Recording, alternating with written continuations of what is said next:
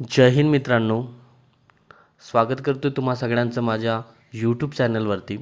आजच्या व्हिडिओमध्ये आपण MPSC तलाठी प्रॅक्टिस सेट क्वेश्चन सेट 2 बघत आहोत.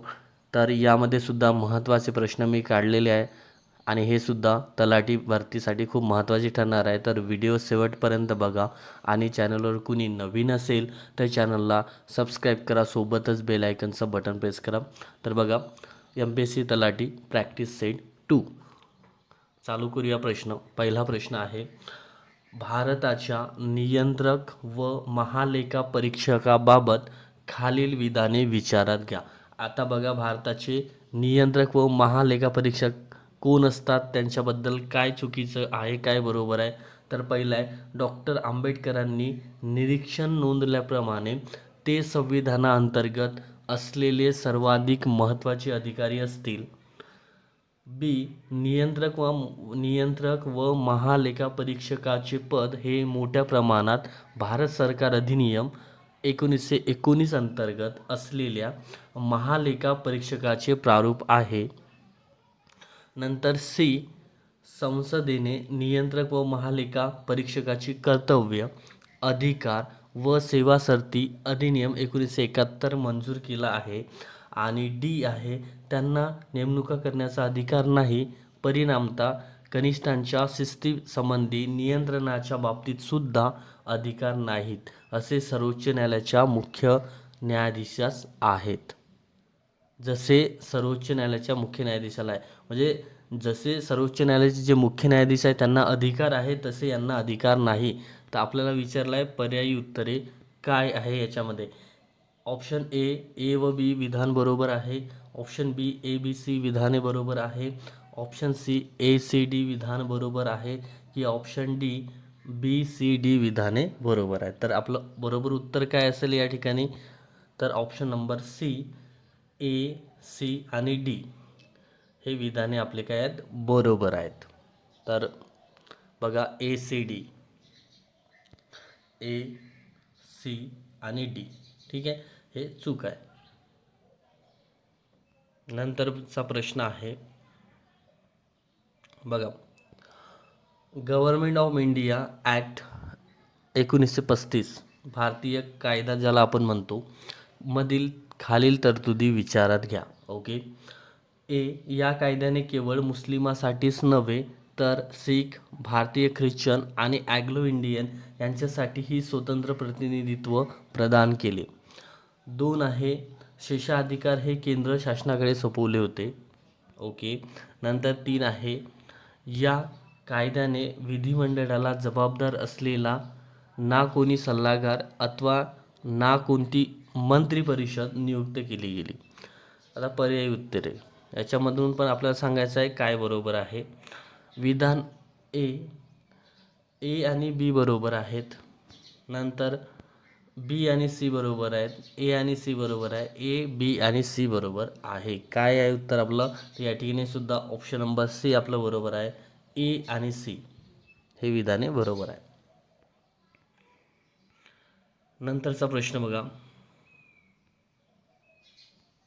संसदेने मंजूर केलेल्या 95व्या संविधान दुरुस्ती कायद्याने, बघा, संसदेने मंजूर केलेल्या 95व्या दुरुस्ती कायद्याने काय झाले, तर ऑप्शन नंबर बी, लोकसभा व राज्य विधानसभेतील राखीव जागांची मुदत 60 वर्षावरून 70 वर्षापर्यंत वाढवण्यात आली किंवा वाढवली.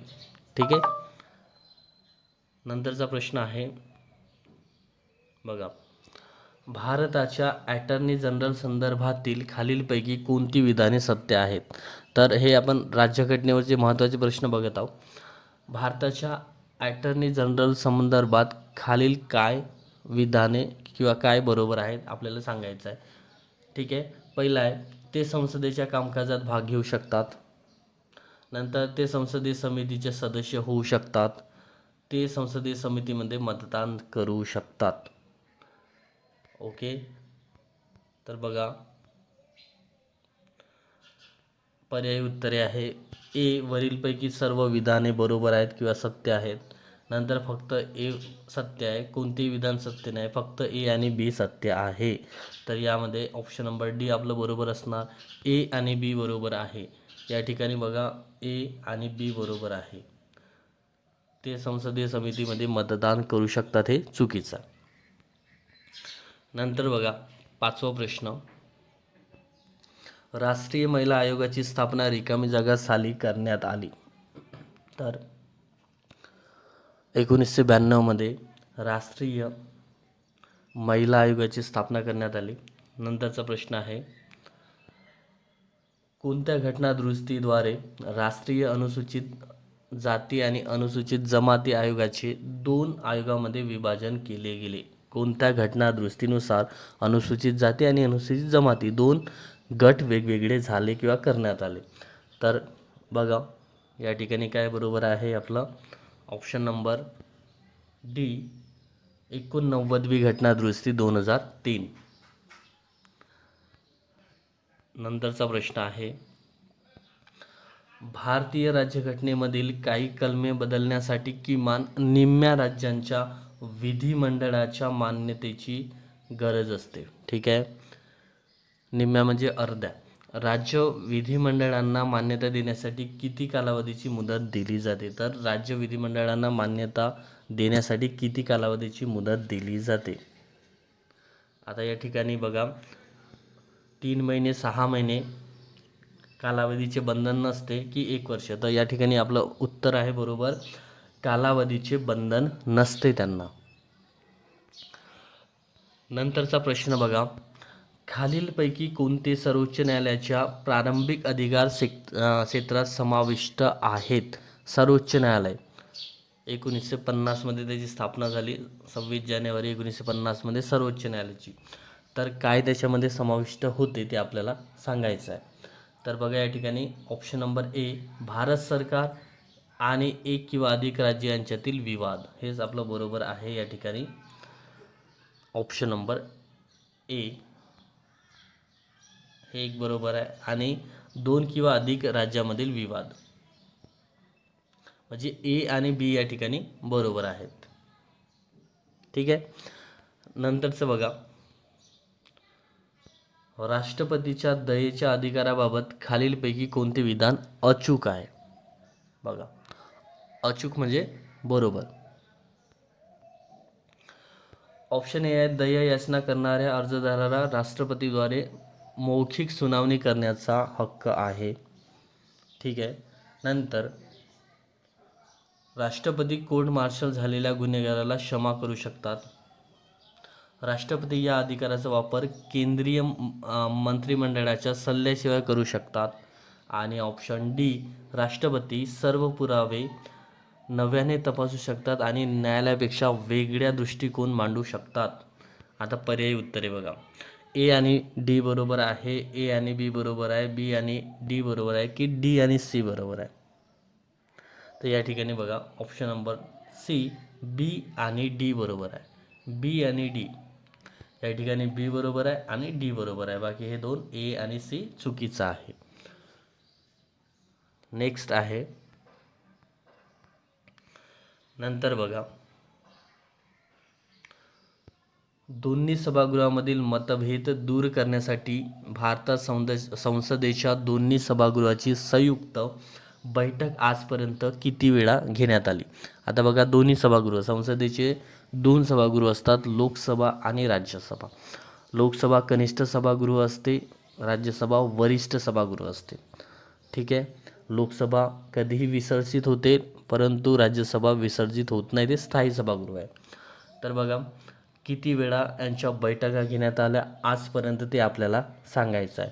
तर आपलं उत्तर आहे बरोबर 3 वेळा. त्यानंतरचा प्रश्न बघा, केवळ अनुसूचित जमातीसाठीचा पहिला राष्ट्रीय आयोग मार्च रिकामी जागामध्ये स्थापन करण्यात आला. अनुसूचित जातीबद्दल जो राष्ट्रीय आयोग आहे तो कधी स्थापन करण्यात आला, तर 2004, ऑप्शन नंबर सी. त्यानंतरचा प्रश्न बघा, उद्दिष्टांच्या ठरावाबाबत खालीलपैकी कोणते विधान गैरलागू आहे. बघा गैरलागू आहे. तर कोणते विधान गैरलागू आहे ते आपल्याला सांगायचं आहे. तर या ठिकाणी बघा आपलं उत्तर होईल ऑप्शन नंबर डी. या ठरावानुसार भारत एक स्वतंत्र, सार्वभौम, समाजवादी आणि गणराज्य म्हणून घोषित करण्यात आला आहे. बरोबर आहे. ठीक आहे. नंतरचा प्रश्न आहे 13वा. खालील विधाने विचारात घ्या. राष्ट्रपतीला कायद्यासंदर्भातील अथवा जनहितार्थ मुद्द्यावर सर्वोच्च न्यायालयाने दिलेला सल्ला राष्ट्रपतींवर बंधनकारक नसतो. दुसरा आहे राष्ट्रपतीला संघ लोकसेवा आयोगाचे अध्यक्ष, UPSCचे अध्यक्ष, सदस्य यांना पदावरून दूर करण्याच्या मुद्द्यावर सर्वोच्च न्यायालयाने दिलेला सल्ला राष्ट्रपतींवर बंधनकारक असतो. या ठिकाणी आपल्याला काय बरोबर आहे ते सांगायचं आहे. ठीक आहे. बघा ऑप्शन ए विधान ए बरोबर, ऑप्शन बी विधान बी बरोबर, ऑप्शन सी विधान दोन्हीही बरोबर आणि ऑप्शन डी दोन्हीही विधाने चुकीची आहेत. या ठिकाणी बरोबर उत्तर होणार ऑप्शन नंबर सी. दोन्ही विधाने ए आणि बी हे बरोबर आहेत. नंतरचा प्रश्न आहे संसदेच्या दोन्ही सभागृहाच्या संयुक्त बैठकीबाबत खालीलपैकी कोणते विधान बरोबर आहे. आता बघा संसदेच्या दोन्ही सभागृहाच्या बैठकीबाबत आताच आपण बघितलं लोकसभा आणि राज्यसभा, तर त्यांच्या बैठकीबाबत काय बरोबर आहे. ए ती लोकसभेच्या सभापतीद्वारे बोलवली जाते. लोकसभेचे सभापती यांच्याद्वारे बोलवली जाते आणि तिचे अध्यक्षस्थान स्वीकारले जाते. बी आहे ती बोलवली जाते जेव्हा दोन्ही सभागृहामध्ये घटनादुरुस्ती विधेयकाबाबत मतभेद असतात. आणि सी बघा ती बोलवली जाते जेव्हा दोन्ही सभागृहामध्ये धनविधेयकाबाबत मतभेद असतात. या ठिकाणी आपलं बघा काय बरोबर आहे. तर कोणती विधाने बरोबर आहे, तर यामध्ये आपलं उत्तर होणार ऑप्शन नंबर डी. एकही विधान बरोबर नाही. हे सगळे विधाने काय चुकीचे आहे, ए बी आणि सी. नंतरचा प्रश्न बघा स्वातंत्र्याच्या मूलभूत अधिकारामध्ये सहकारी संस्था स्थापन करण्याच्या अधिकाराचा समावेश रिकामी जागा वा घटनादुरुस्तीने करण्यात आला किंवा करण्यात आली. कोणत्या घटनादुरुस्तीने करण्यात आली, तर ऑप्शन नंबर ए 97वी घटनादुरुस्ती. ठीक आहे. नंतरचा प्रश्न बघा भारतीय राज्यघटनेची 99वी घटनादुरुस्ती 2014. ठीक आहे. 99वी घटनादुरुस्ती 2014 या बाबींशी संबंधित आहे. कोणत्या बाबींशी संबंधित आहे. 2014मध्ये जी घटनादुरुस्ती झाली होती 99वी ती कोणत्या बाबींशी संबंधित आहे, तर सर्वोच्च न्यायालय आणि उच्च न्यायालयातील न्यायाधीशांची नेमणूक. ठीक आहे. सर्वोच्च न्यायालय आणि उच्च न्यायालयातील न्यायाधीशांची नेमणूक कशी होईल याबद्दल ती संबंधित आहे. नेक्स्ट आहे नंतरचा प्रश्न केंद्र आणि राज्यामधील संबंधाचे वर्णन मुख्यतः भारतीय राज्यघटनेच्या रिकामी जागा भागात करण्यात आले. कोणत्या भागामध्ये करण्यात आले, तर ऑप्शन नंबर ए 11व्या. ठीक आहे. नंतर आहे नवीन राज्याच्या स्थापनेबाबत खालीलपैकी कोणते विधान बरोबर नाही. तर बघा कोणते विधान बरोबर नाही.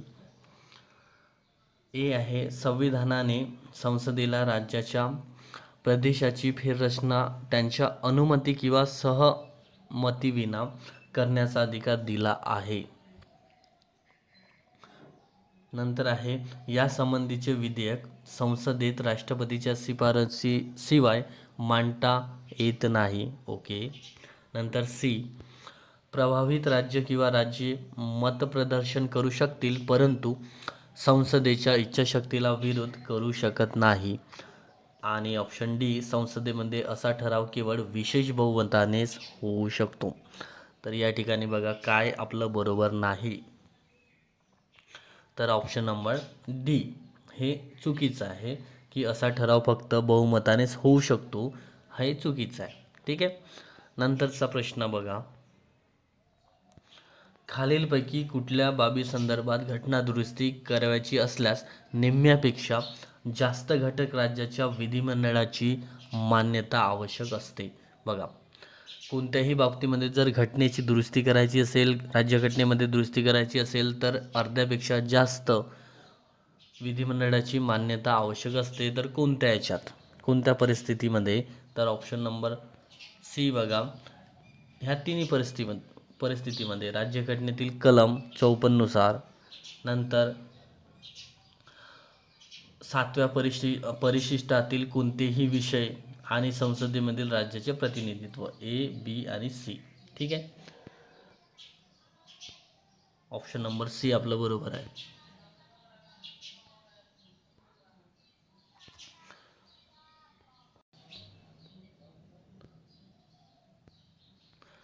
त्यानंतरचा प्रश्न बघा, खालील विधाने विचारात घ्या. 20वा प्रश्न आहे, राज्यसभेचे अध्यक्ष हे सभागृहाचे सदस्य नसतात. बघा, राज्यसभेचे जे अध्यक्ष आहेत ते सभागृहाचे सदस्य नसतात. नंतर आहे, राज्यसभेचे उपाध्यक्ष राज्यसभेतील सदस्यांकडून निवडले जातात.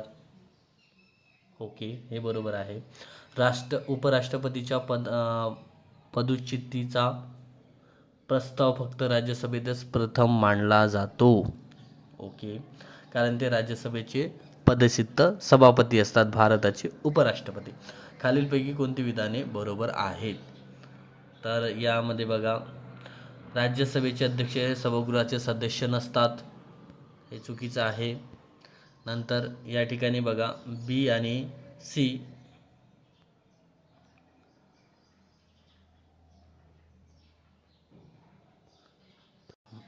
तर बघा, या ठिकाणी फक्त बी येणार. ऑप्शन फक्त बी बरोबर आहे. ठीक आहे, राज्यसभेचे उपाध्यक्ष राज्यसभेतील सदस्यांकडून निवडले जातात. ओके, तर विद्यार्थी मित्रांनो, भेटूया आपण नेक्स्ट क्वेश्चन सिरीज नंबर 3 मध्ये.